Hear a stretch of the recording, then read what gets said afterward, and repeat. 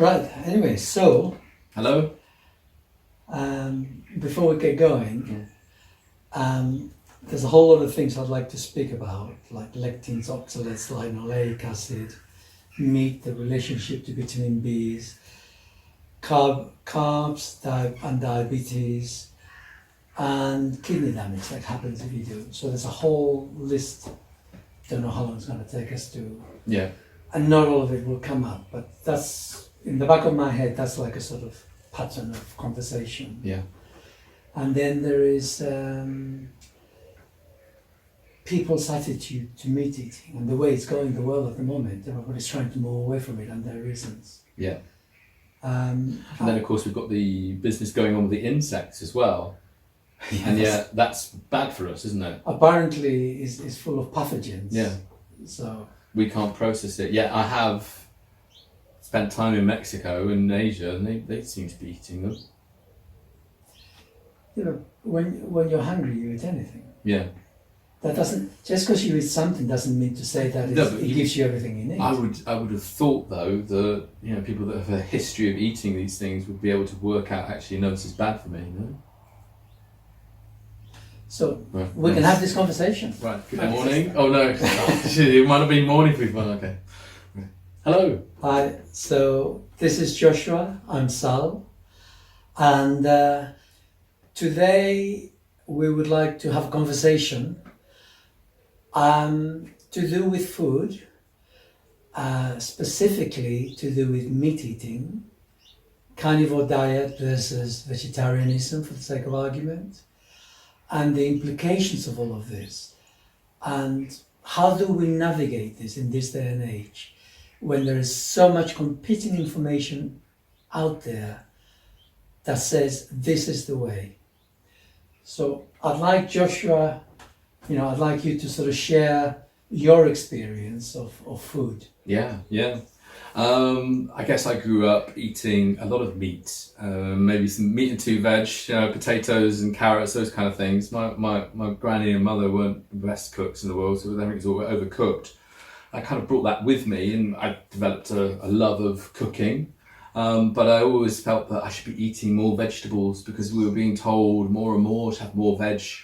So, I've embarked upon like a time of eating consciously more vegetables in my life. And then I was like, probably about 14, started thinking that, this is a bit cruel, what's happening to the animals, and hearing about industrial farming and the processes. So I was a vegetarian for about 2 years, and all that sauce mix, and that was back then, it was in the 80s. So, it's a bit more primitive to what's available now. But I kind of always missed the smell of bacon. That's always been the crack for me. So I left that for a while. And I think again, about 5-6 years ago, I explored veganism again, thinking that, that was going to be better for my diet.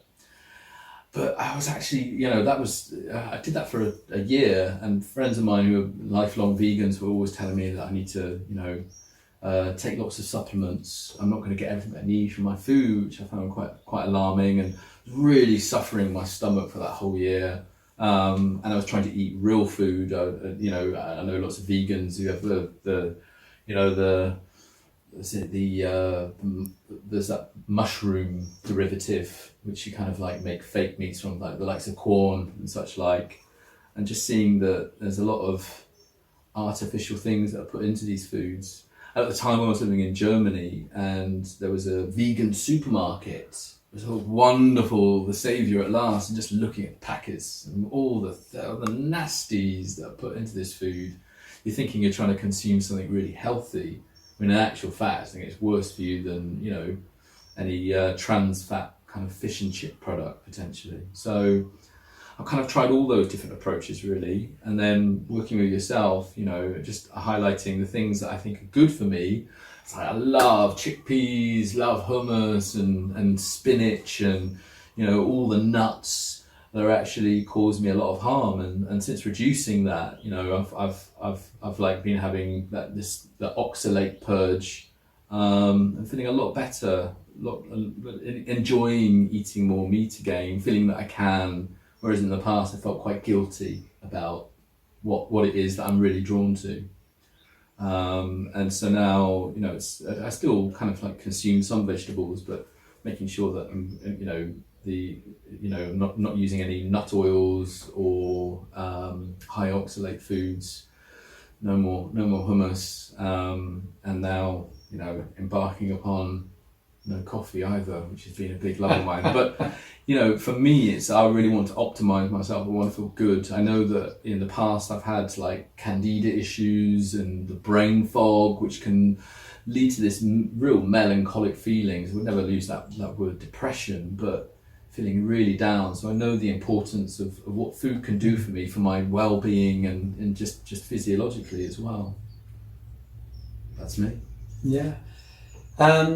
I've got some similarities with you that for me, when I was young, I was very fat.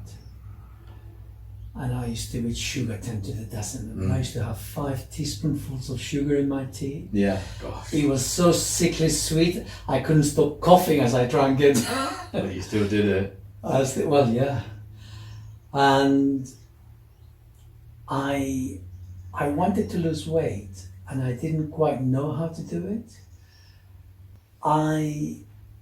I read at the time, you know, I mean, I'm going back 50 odd years, and I read that you could lose weight by eating protein and not carbs. So the information was available 50 odd years in terms of the scientific research, but I didn't fully understand that, and I played with it. But at the time, the way that I dealt with it was by becoming bulimic. So I was bulimic for about 6 years, and I totally damaged myself internally. I mean, I thought it was great because the Romans did it. That's what gave me the idea. The Romans did it. Oh, it must be right for them. So I went for it. And I got to the point where I could just vomit at will. I could literally just go, and it would just come out. But of course, with it came out all the acids. So every time that I was doing that, I was becoming more and more deficient and more imbalanced. Eventually, I worked my way through that, and I stopped that. And I then became a vegetarian. And I was on a quest to be spiritual. Oh yes, that one. The spiritual quest. Yeah. You know, Can't do it if you eat meat. I wanted to be enlightened. I wanted to raise my levels to some sort of mysticalness. I don't even know what I wanted, But it's what you were told needed to do. It's the way. Well, it's the way that some of us go. You know, we are so unhappy in ourselves that we're questing for something, and so we start looking, and that takes us through all manner of confusing events. Certainly did for me.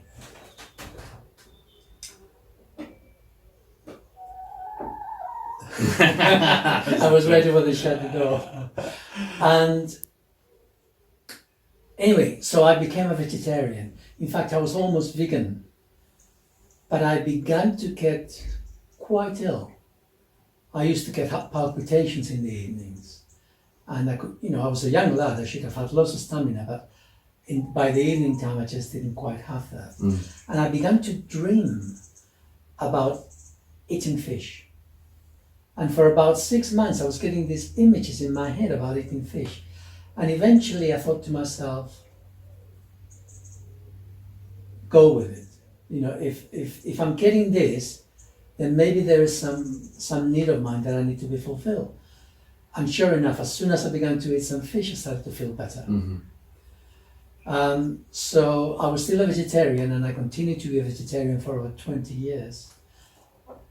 But at least I was adding a bit of fish into my diet. And I would have a bit of chicken, but I would definitely not eat red meat, because I knew that red meat putrefies in your stomach and it gives you cancer. I knew that, because now I know different, but then I knew that.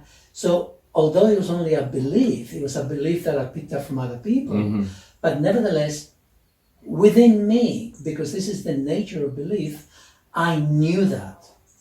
So I wouldn't go there.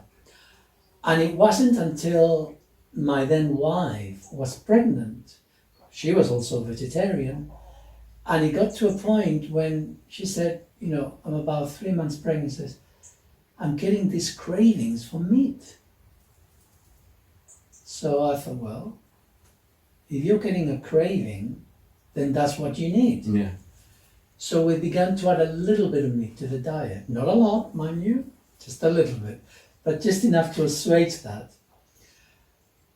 And all of that went on till in my early 50s, I suddenly ballooned in weight. I just went from about 12 stone to about 18.5 stone. And as a result of that, I became diabetic. Part of the reason why I suddenly ballooned in weight is because I became diabetic, type 2 diabetes. And although I had been working for many years as an alternative therapist, and I was spouting to other people about sugar not being good for us, I was doing the sugar. Yeah. And it wasn't a problem till suddenly I became diabetic and I ballooned in weight. And after a couple of years of that, getting worse and worse and not being able to breathe properly, because, there was one time playing with my now wife and children and dog out in the fields doing hide and seek. I was lying down, I was on my chest, facing downwards, and I was getting breathless just lying down there. It was quite a weird sensation for me, for someone who'd been so energetic and athletic. Anyway, moment came when, discussing it with one of my sons, he said, you need to give up the sugar, Dad. And I did. But then that gave rise to a whole lot of other problems. And I'll share this a bit later on, but it's a result of all of that, that a day came when I said, right, I'm going to go carnivore. And I went carnivore, and that gave rise to a whole lot of other problems for me. And so part of my wanting to have this conversation with you and others who are listening is to share my experiences as to how to navigate what is a very important step for humanity. But we cannot just say, I'm going to become a carnivore, because if we have been damaged, then we have to be intelligent as to how we do this. And I've been a full-blown carnivore for nearly 4 years now, and I am healthy. I'm healthy. I still have problems, but this goes back to pre-carnivore days, and I'm working my way through that. And there is more, and I'll share that later as we have a conversation. But that's my story. Yeah, thank you. So what I have to share is as much from my experience as from anything that I've read or research that I've done with other people. And of course, through what Charlie has been sharing with me and telling me. But to me, I don't think people need to be carnivores, but people most definitely need to eat red meat. Everybody. So, everybody. And I have had some clients who, because they have not eaten red meat for years at all, And when I then suggested, oh, have some red meat, they couldn't. They could not digest the red meat. And they tried before and they couldn't. And there is a reason for that, which is central to this whole issue of diet. And this is the vitamin Bs. Vitamin 1, vitamin B6, vitamin B12, the others, but those three are very, very crucial to the story. That we need, really desperately, we need the vitamin Bs. During the Second World War, Japan prisoners of war, they were given an egg every day. And some of those who did not eat the egg, but rather chose to share it with others, like, give me some cigarettes, you can have my egg, sort of thing, they ended up blind, or nearly blind. The lack of vitamin Bs damaged their eyesight. Mm-hmm. Well, the lack of vitamin Bs will create cancer in people. I'll choose the word cancer, but really is biological degeneration, because you don't have the right ingredients with which to maintain your body structure. And so the vitamin Bs, they're crucial to the story, because I'll put this up. The other day I was looking online for an article, and I came across this pyramid of good foods versus bad foods. And these were people who were talking about being spiritual and self-development, how to ascend upward by, developing your higher bodies and all that. And in this pyramid of foods, right at the bottom, the worst thing you can eat is red meat. That's the worst thing you can eat. A low vibrational dead food from an animal. There you go. That's the words. Yes, Yeah. exactly. Yeah. The highest vibrational of foods is spinach, Mm-hmm. almonds, Mm-hmm. fruits. Yeah. Yeah. And I looked at that, I thought, I must say that, because nothing could be further from the truth. However, this is part of, for those of you who've been following our podcast, you will realize that I always talk about the same things, which is that we are totally subjugated within our culture. We are indoctrinated, and a lot of that indoctrination is to do with control. A lot of the indoctrination is to do with trying to make a fuss back at our expense. People see, entrepreneurs, they see a hole in the market that they can fill, and so they, and then they get their factories going, and once they're making money, they want to promote their product. Mm-hmm. So now they indoctrinate the rest of us. This is the thing to eat. And, they did it with margarine. They've done it with so-called vegetable oils, which is really seed oils. And we are all indoctrinated to a greater or lesser extent. And part of that indoctrination means that we choose foods which are not really good for us. Mm-hmm. For example, meat. People have always eaten meat. Any culture, the thing they all need is meat. Why do we need meat? Because we need protein and we need fat. Mm-hmm. We need fat, and I'm talking saturated fat. We need saturated fat for the brain. The brain, 70% saturated fat. And we need fat for the mycelium that surrounds the nervous system. It's like an insulating cord. So the nerves themselves is like the wire, the electrical wiring. and then you need an insulating sheath around it to protect that electricity from going in any direction. So that's made out of fat. Your hormonal system, we use cholesterol for our hormonal system. Where does the cholesterol come from? Well, it's created from fat. So saturated fat is essential for so many essential body processes that to do without them is nonsensical. And we need the protein.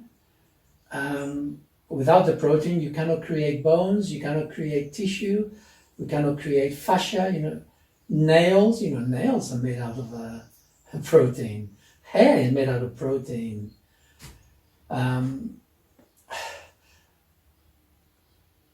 It's unthinkable to survive without protein. And in fact, we know that even vegetarians cannot survive without protein. Someone was saying to me, it's just like they don't know many 100-year-old vegetarian and vegans. Well, the reason for that is that vegetarianism was non-existent at the beginning of the 19th century. It was a Quaker who promoted the idea of vegetarianism, and this was a religious thing. The idea behind it was that red meat excited the flesh, and that's a no-no, right? Yeah. So the whole idea was to suppress the sexuality, the animalistic qualities that we embody, we are, which we are. Well, we are. Yeah. That's why I like eating meat. I like taking an animal and killing it and like getting all the carcass, eating from the bones. Like primeval to me. I'm engaging with something. Nothing sexual.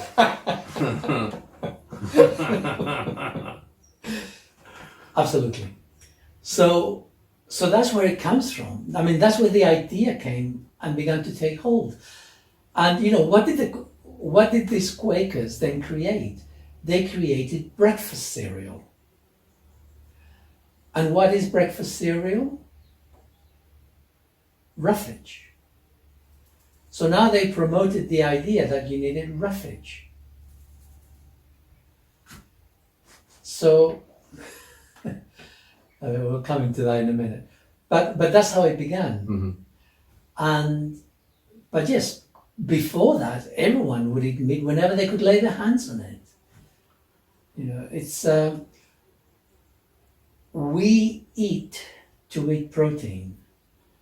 When we've had enough protein, we are then satiated. But in the process, we eat the fat, which is what really helps us. But we desperately need protein. Can too much fat be bad for us? You can never eat too much saturated fat. So you often observe people that are eating some meat and they'll cut the fat They off. do. That's the tastiest bit. That's really good for us. I'd say. Well, it's good for the brain, it's good for the myelin sheath, it's good for the hormonal system. Yeah. We need saturated fat. Yeah. Now, what we're having instead is we're eating vegetable oils. And we have no idea how poisonous they are and have been since they were discovered in the late 19th century.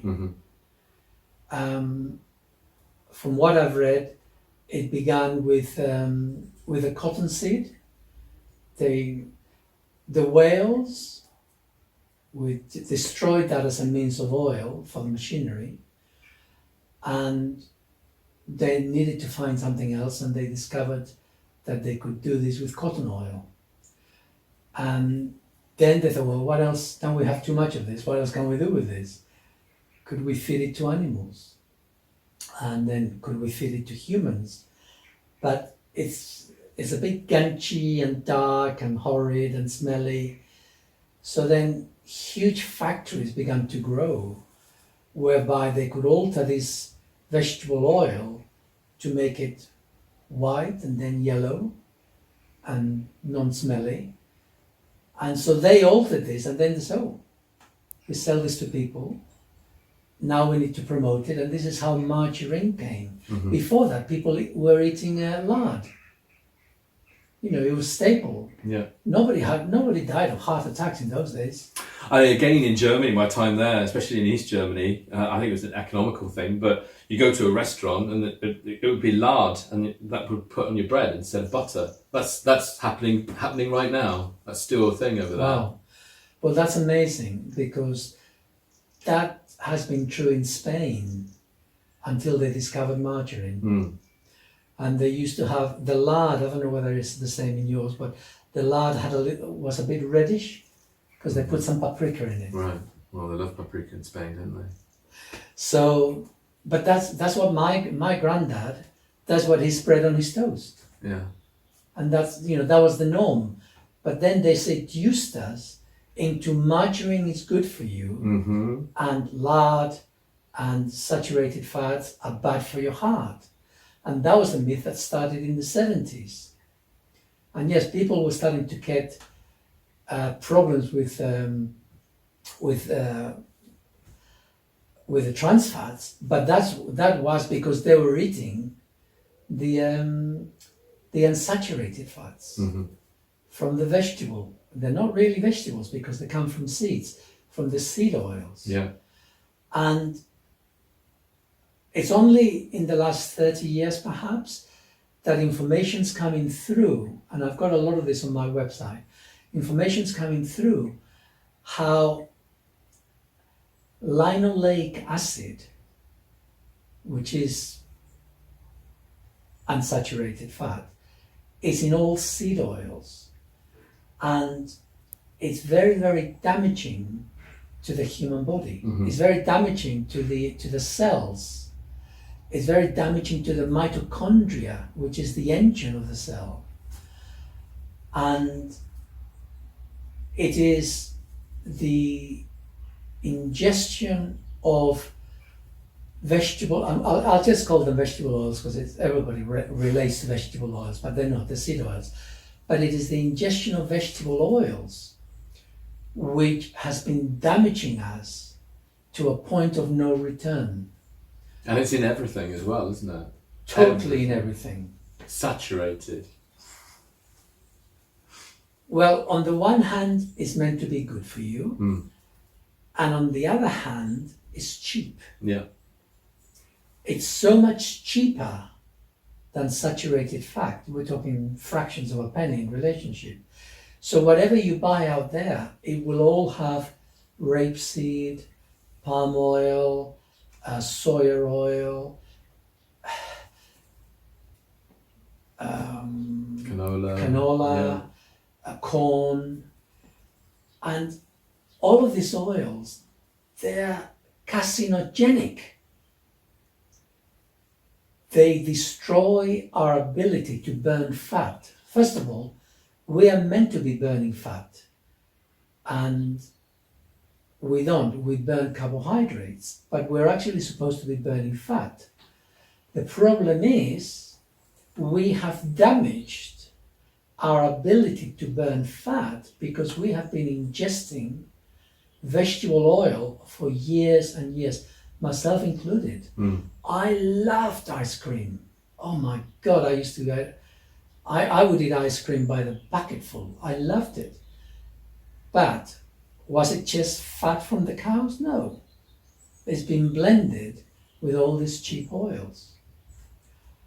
And so unknowingly, we have been damaging ourselves.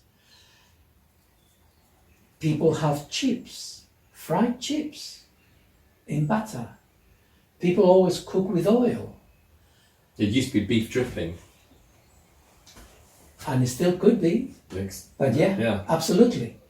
And there's been a few times with clients in the past when we've discussed this, and they said, I've been cooking some chips with beef dripping, and it tastes delicious. Like the difference in taste is amazing. I wouldn't know because I don't do that, but my point being that we used to use proper food food that came from animals. And we've been seduced away from that under various guises, not realizing that they are at the core of illness in modern society.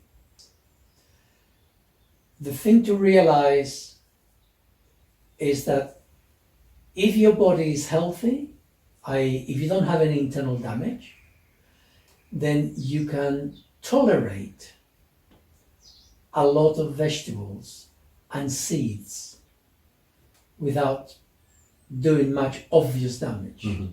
It's not obvious, nothing's on the surface. However,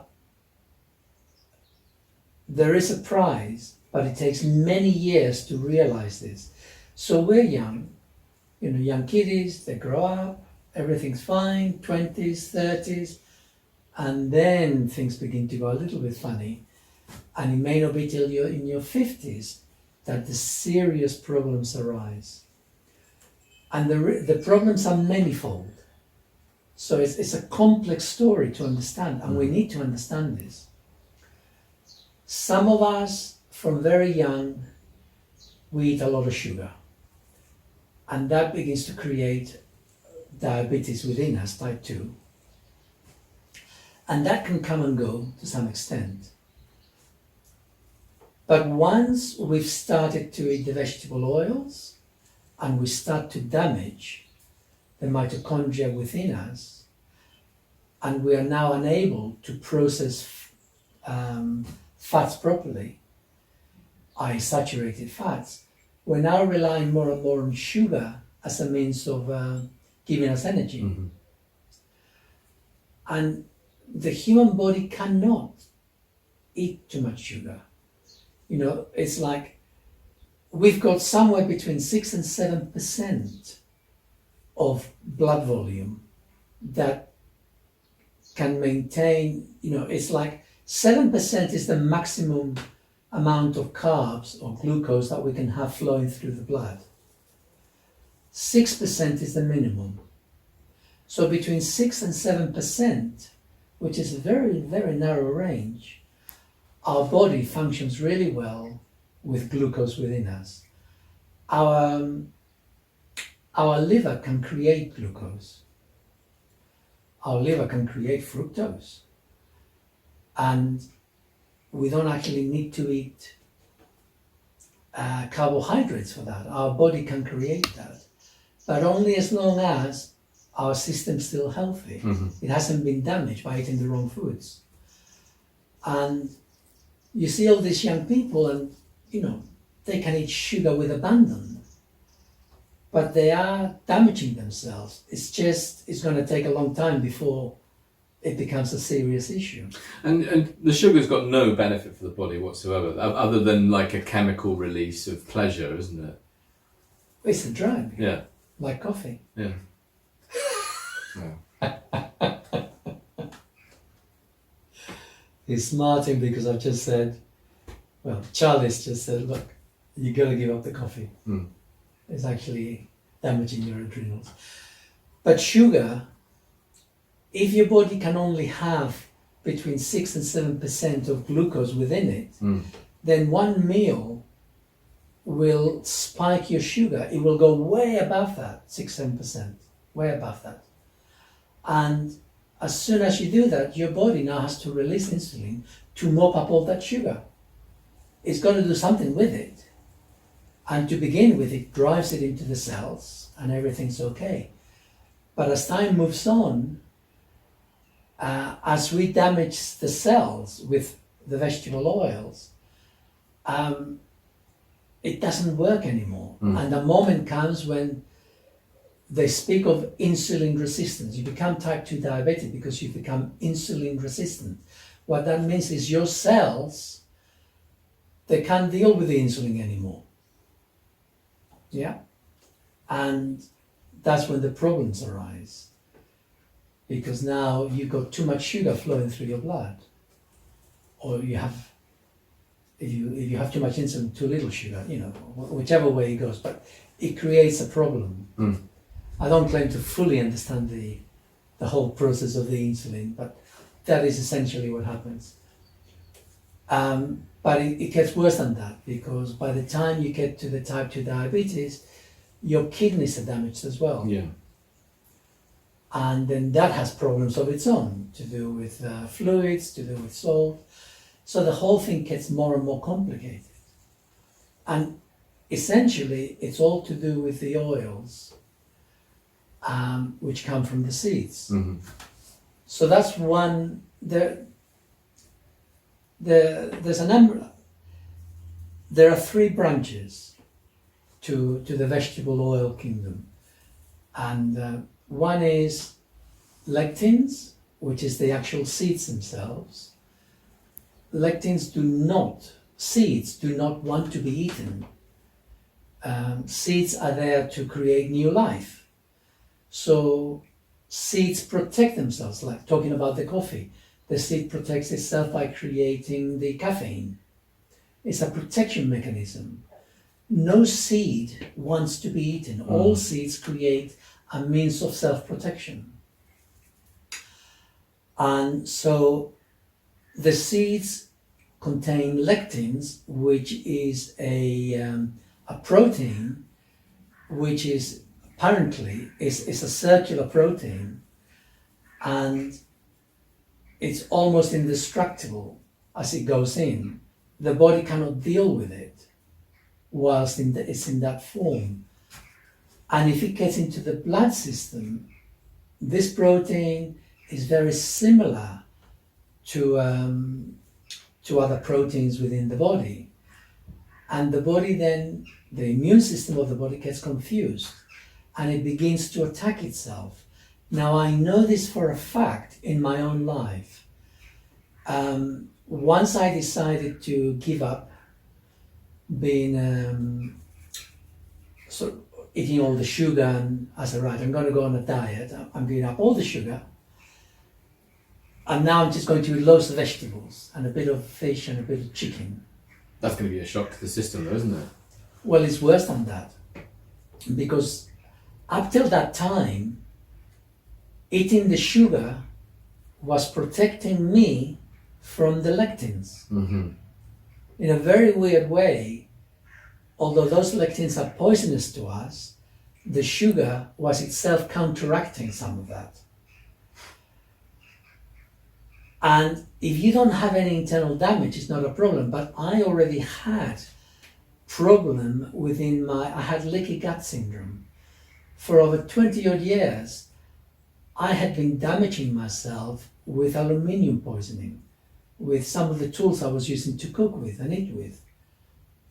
And so that plus the other things I was eating, the lining of my small intestines had separated to the point that I had damage, leaky gut, which means that the lectins were now bypassing through the lining of my intestine into my blood. And the damage that this was creating was that I love red peppers. So I thought, oh great, loads of salads, peppers, tomatoes. And it took me quite a while to realize that the peppers were responsible for fungal infections in my groin. And I didn't understand why it was happening. It took me quite a while. I was also getting fungal infections in my toes. That also took me quite a while to understand where that was coming from. And it was all to do with the foods I was eating and the damage I had in my gut, in my small intestine. So all this poisonous, this is why I say people can tolerate eating these poisonous foods, because they haven't been damaged yet within the intestine. Mm-hmm. But those poisonous foods will create damage. Sure. It just takes a long time. But once you've got a gap, once the defenses have been breached, it's downhill from then on quite quickly. So lectins are poisonous, but we eat them all the time. It's part of the health food, peanuts, cashew nuts, almonds, Sesame, linseeds. You need to get the fiber. You know. yeah, all of that, Yeah. all of that. So all these seeds are poisonous to the body, as seeds as well as the oils of it. Mm-hmm. And I discovered this firsthand, the reality of this in my body. And our culture says this is what's good for you. Nuts and fruit is what's good for you, but they're total poison to us. The next bit is the green vegetables. And people, Green is good. Green. Have all the green smoothies. Green. absolutely. Yeah. We think it's great, it's healthy, and for the very same reason, except that the vegetable kingdom does not want to be eaten either. You know, they're trying. Those leaves are there to maybe to create a root of some sort, or to produce the seeds eventually to create a new plant. You know, vegetables have been on this earth way before mankind came on the scene. Now, it is true that there's always been a niche of the vegetable kingdom that learns to you know, just because you don't want me to eat you doesn't mean to say that I can't. Mm-hmm. And if enough of us eat you and your ilk, then eventually we may die, or we may learn how to exist with that. And we can see this in the vegetable kingdom, and the certain butterflies that they will go and they eat certain plants which are quite poisonous, but they can eat them no problem. Others can't, but they can. They've learned how to coexist with that particular poison. Mm-hmm. But these plants, they were here way before we came on the scene. Now we've come on the scene. Their plants have already practiced and developed their protection mechanisms. You know, why do Western pharmaceuticals go to all these indigenous forests looking for drugs?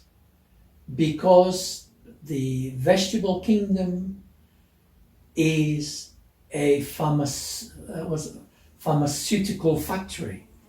All the plants create chemicals. I mean, we know this. You know, if you got a tummy ache, you may go and have a little bit of some herb like chamomile. Chamomile. Chamomile is very soothing if you've got digestive issues, or if you've got problems with your eyes because you've got too much ganj and it's like really itchy. Chamomile is really soothing. You know, a cold infusion of chamomile. Well, you know, you boil it, etc. You know, you use that to clean the eyes. These things have been known for ages in the more so-called primitive societies.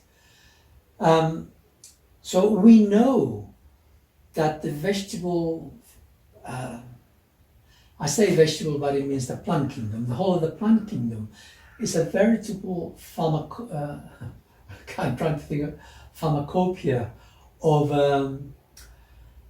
of different chemicals that have various uses.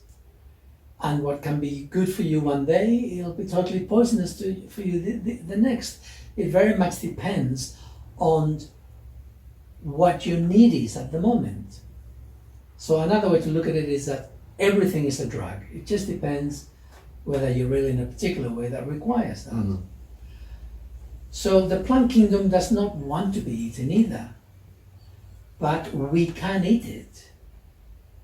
But there's a price for that. And it depends on how good our health is. Mm-hmm. And so what the plant kingdom creates is oxalic acid, the oxalates. And the oxalic acid, which is the oxalates, we use it as a cleaner. It's a very powerful cleaner. We use it to clean metals because it will bind to the atoms of calcium and iron and just about anything that comes its way. So it's an amazing cleaner. Our bodies create oxalic acid. From what I've read, it can create up to 150 milligrams a day. And this is something our body needs to get rid of.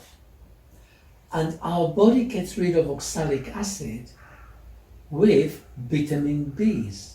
Mm-hmm. So we need to have vitamin B to get rid of the oxalic acid from our own bodies. Forget about the oxalic acid from anywhere else. Sure. Now, to put this into perspective, half a cup of cooked spinach is around nearly 700 milligrams of oxalic acid. So if I have a smoothie every day and my body can only get rid of 150 milligrams of what I create Mm-hmm. with the vitamin Bs that I intake by eating meats, if I'm a vegetarian and there's no vitamin Bs in my diet, unless I have it's cabbage that's allowed to Sauerkraut. sauerkraut. So what is it? There's a process that happens. Like fermentation. Fermentation. So bacteria in the process of fermentation with sauerkraut will create vitamin B. Mm-hmm. And I believe there is some type of mushroom or other that can also create some of the vitamin Bs. But apart from that, there is no vitamin Bs in the vegetable kingdom. So if that's all you're eating, you're giving yourself a double whammy. First of all, you need the vitamin Bs for your own oxalic acid that your body's creating. Mm-hmm. And now, if you're overloading yourself with huge amounts of of oxalic acid, then you are going to be deficient in vitamin Bs. You're not going to be able to eat enough vitamin Bs to deal with all the oxalic acid you're ingesting. I didn't realise we made it ourselves. That's a We do. revelation. It's a process. It's a process. Yeah. And it has something to do with the calcium cycle as well. I don't understand it within the body, but within the plant kingdom, the plants create oxalic acid for the seeds Mm-hmm. to bind calcium within the seed, Yeah. because everything needs calcium to grow. And so it's part of that. It's a convoluted process, but it's an important process. And so oxalic acid plays a role, but it's got to be part of the balance. Mm-hmm. And once you become a vegetarian, you're out of balance. That's right. It doesn't matter how much you try, it doesn't matter what your belief system is, you've got problems. You're a vegetarian, you've got problems. Because little by little, you will become more and more vitamin Bs deficient. Unless you start taking supplements, of course, to Mm-hmm. compensate.